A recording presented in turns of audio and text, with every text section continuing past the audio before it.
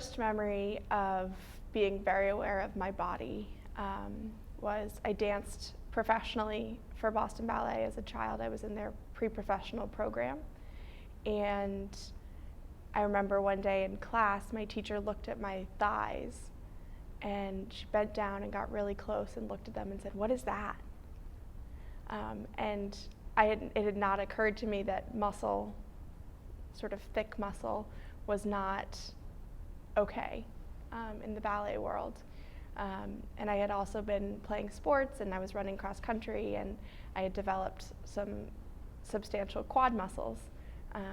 And that was the first time I really remember thinking that there might be something wrong with the way I looked. I was out shopping with my mom, and I was going through a growth spurt because it's puberty. And we went to Old Navy at the Greendale Mall, and I'm going through jeans in the kids section, and I realized that like none of these pants are my size anymore, and I need to like go up to the women's section. And so I'm perusing around jeans in the women's section and like taking jeans off the racks, like thinking, not sure what my size is. My mom's not helping me in any way because I don't think she really knows either. And like we go to the dressing room and I'm trying pants on and none of them fit. They're all too tight. And my mom starts telling me that like I need to lose weight and I need to be more aware of what I'm eating and I need to be more active. Like, I mean, being aware of what you're eating and being active are all really positive things, but like the way she was saying them was like, you need to do this or else like you're just gonna be a fat slob, you're gonna be unhappy. Like, and I was crying in the Old Navy dressing room, which obviously isn't funny, but.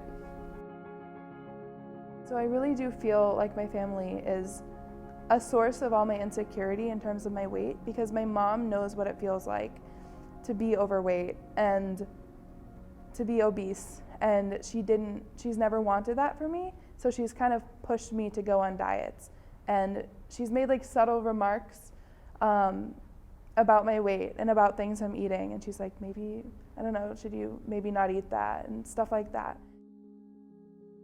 My friends would share clothes and I just couldn't wear their clothes. I was thicker, bigger than them. There was one time where we were all gonna be bees for like a swarm of bees for Halloween, and we were wearing like tight black bodycon dresses and we taped yellow lines on them, and they ordered a bunch, and like one of them that they bought was a large, and they're like, "Oh, Maggie, this one will fit you." And I think for me that was really hard. Like at first, like it wasn't even that big, so it's like a youthish large, but like for all of them to be in smalls and even a few mediums, and then them to just say, "Maggie, you're a large," was really hard at the time. And I remember just feeling like so embarrassed and just so bad about myself, because I was like, why am I like this?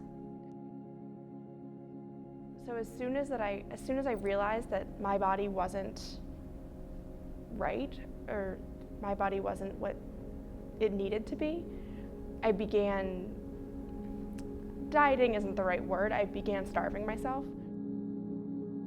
And my dad has tried probably 20 different diets for the past 5 years. I'm not even joking. And every new diet that he goes on, he's like, "Sarah, we should do this together." And at this point, everything they say or do sounds passive aggressive to me, even if they don't mean it that way. Even if they're trying to be supportive, it just sounds really unsupportive. And all I need from them right now is just kind of to be quiet. I guess from personal experience, like there are days where I wake up and like don't want to get out of bed because I don't know what clothes I'm gonna wear that are like gonna make me look presentable and skinny. And like this was 2 weeks ago, like I spent 30 minutes in bed because it was laundry day and I didn't have any clean clothes, and like I just felt so uncomfortable in my own skin. I was gonna go to an art school for high school, but I ended up going to a more academic, like a normal academic high school. And there, I think that's when my eating disorder changed from me just trying to fit in to something more like a coping mechanism. my freshman year, I was sexually assaulted by a senior who was like 20. He was a PG soccer player. And that's when I really began to hate my body more than anything else. I remember one time I went home and I was just feeling awful about myself. And I stood in the bathroom about to take a shower naked, and I took a marker and circled every single part of my body that I didn't like. And it was a green marker, and my whole body was circled in green, basically.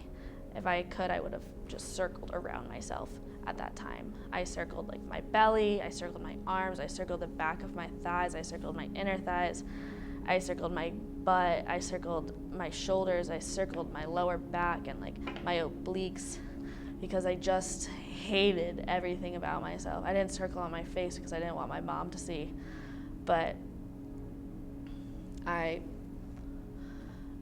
and that's when I think I was at its peak, because I tried to get in the shower and wash it all away, but the lines were still there.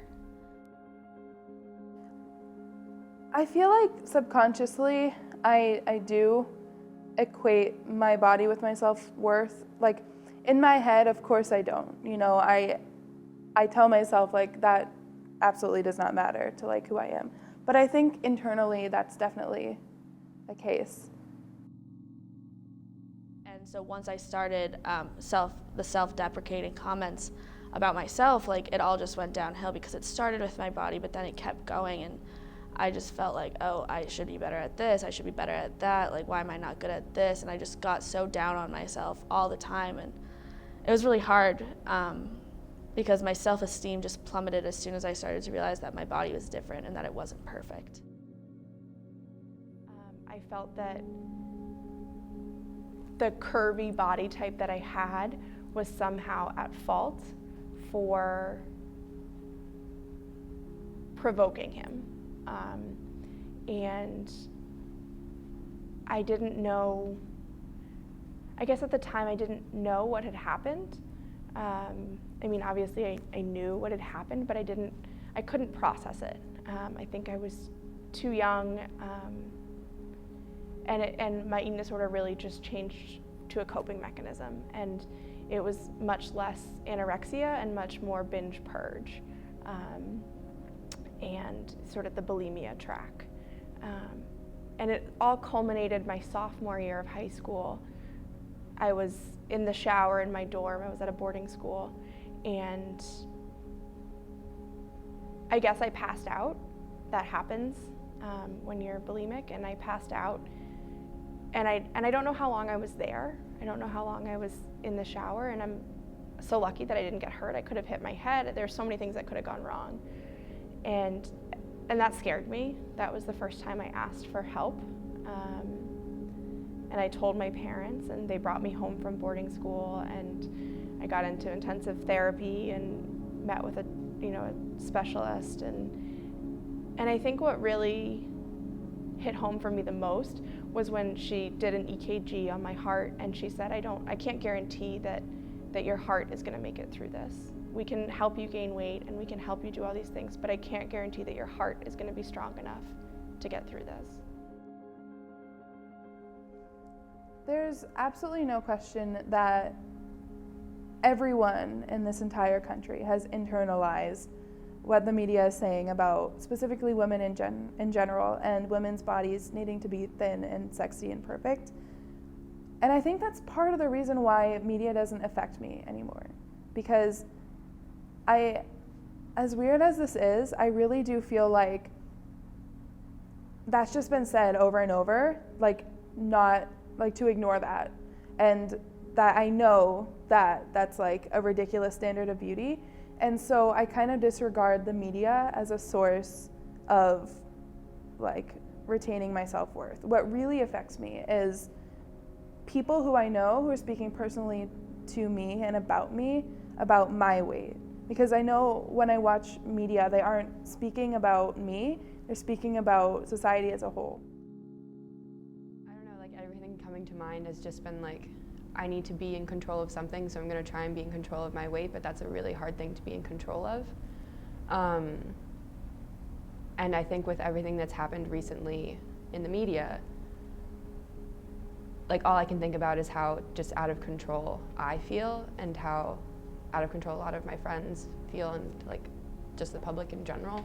And I think it translates over to like how we go about our day-to-day lives. And part of that day-to-day life is like eating and being active or like not doing anything and treating yourself terribly. And I just feel like we're in this really dark hole right now, and I hope that we're able to dig ourselves out of it. Yeah, no, I think about this a lot. I think about a lot about what the solution to this problem is, because I have a younger sister she just turned 16 and she's also struggling with these things. She doesn't have an eating disorder per se, but she's definitely too concerned about her body and gets very upset when she thinks that she's overeaten. And in my experience as an individual, there's nothing anyone can say to make you want to change. For me, I was just sick and tired of being sick and tired. And I knew that I couldn't keep going. I think that's not the answer, obviously. We can't just let all young women get to the point where they're miserable and need to make a change. I think the real answer is there has to be a societal change.